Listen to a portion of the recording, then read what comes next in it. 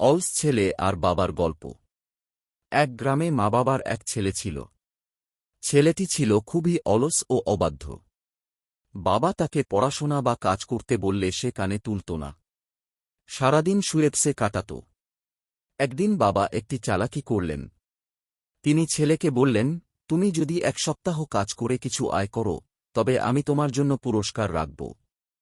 ছেলে বাধ্য হয়ে মাঠে কাজ করতে গেল।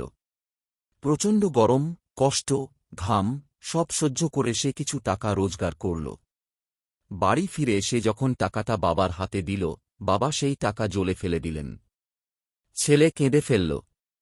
তখন বাবা বললেন, দেখলে, নিজের কষ্টের টাকা হারালে কেমন লাগে।